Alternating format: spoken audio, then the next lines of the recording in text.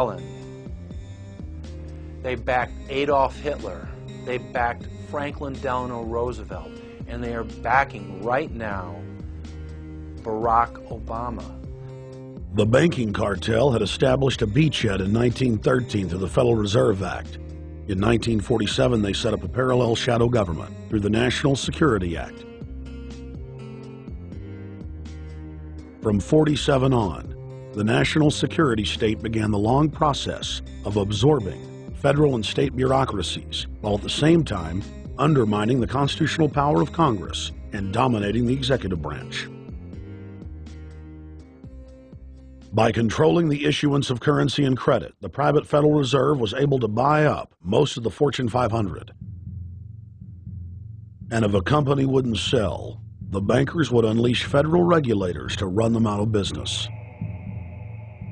Private central banks in Europe, the United States, and England took taxpayer money and loaned it at over 30% interest to third world nations.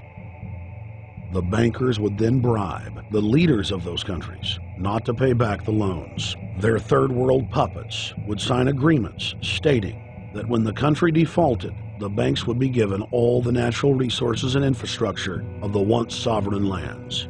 But worst of all, the countries would pledge future taxes paid by the people in perpetuity as profit to the private banks. By the year 2000, there were few nations that had not fallen to the designs of the money power. The globalists were now ready to start their final phase of world government takeover, the destruction of the Western nations' economies. To carry out their final takeover, they first removed banking regulations like the Glass-Steagall Act in the late 1990s. This allowed their front companies to issue unlimited credit to the world and to set up colossal Ponzi schemes, the likes of which the world had never seen. The scams were advertised by the controlled corporate media as completely legitimate. Because of the fantastic returns, private investors, corporations, state and local governments invested heavily. They had taken the bait, hook, line, and sinker. To destroy confidence, in late 2007, the bankers themselves began to badmouth the scams they had created. Next, the central bankers cut off the tsunami of fiat money that they had been using to pump up the bubble. When Congress and the public refused to write the finance oligarchs a blank check, the bankers began to engage in financial terrorism. They said that the world would go into another Great Depression unless their demands were met, further destroying confidence. The stock market instantly had its biggest one-day loss in history, but even that wasn't enough to force Congress to capitulate to the offshore banks. Senator Inhofe of Oklahoma and Congressman Brad Sherman of California, amongst others, told the world that the entire Congress had been threatened with martial law by the White House and the Treasury Department if they didn't pass the so-called banker bailout bill. The only way they can pass this bill is by creating and sustaining a panic atmosphere.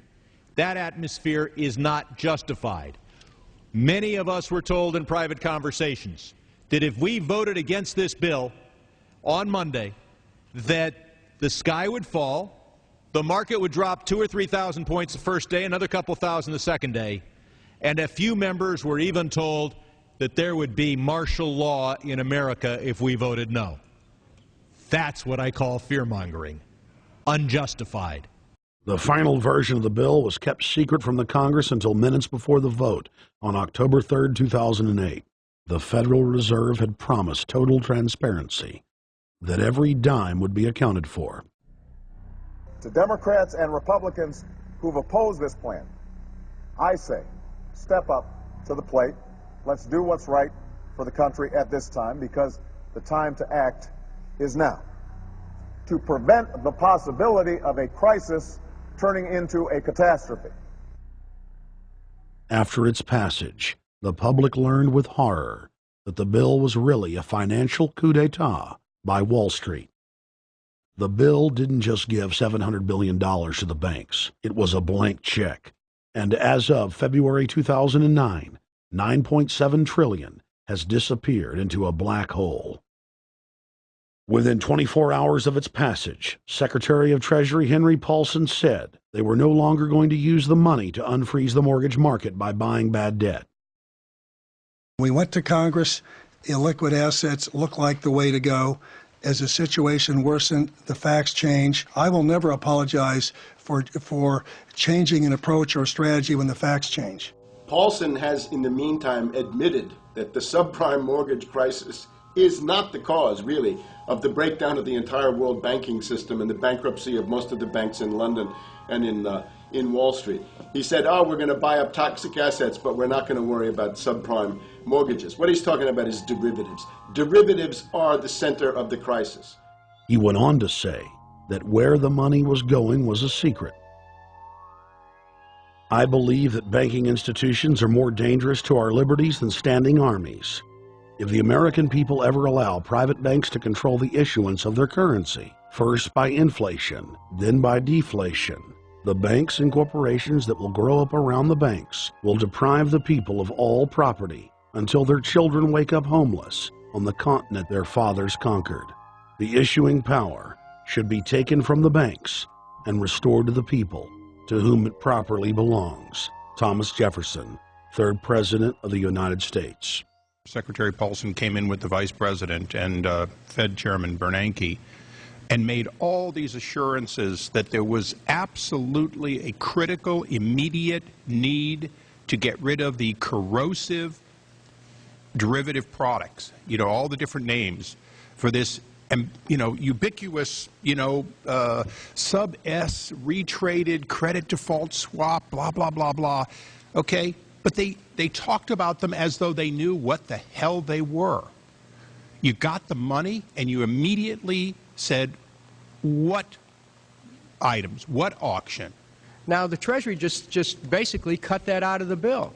And what we have here is a situation where banks are hoarding the money that they're getting from the TARP. They're using the money to purchase other banks. And all of a sudden, the Treasury sent a signal to the banks, forget about it. We're going to give you the money that you want, and you do what you want with it. Unless you direct it specifically, it's not going to happen. I don't think anyone questions, Mr. Kashkari, that you're working hard. Our question is who you're working for. Throughout its passage, President Bush and Senator Obama worked in tandem to get Congress to pass the bill, without even having time to read it, despite the fact that in major polls, 98% of the American people were against the bill. The leadership in both parties were for it. And I really want to commend Barack Obama, because as we were involved in the this and that and different provisions of the bill to persuade people, he really gave them confidence that this was the right decision for the American people, even though it wasn't, in our view, a great bill for them to vote on. I want to take a particular moment to also thank an individual who's not here, and that is Barack Obama, who made numerous calls not only to all of us, but to members of our caucus, and helped us gather the votes on the Democratic side to pass this legislation. Bank heads then bragged to the press that they were hoarding the bailout money and using it to buy up smaller, healthy banks and insurance companies. Their plan was working like a charm.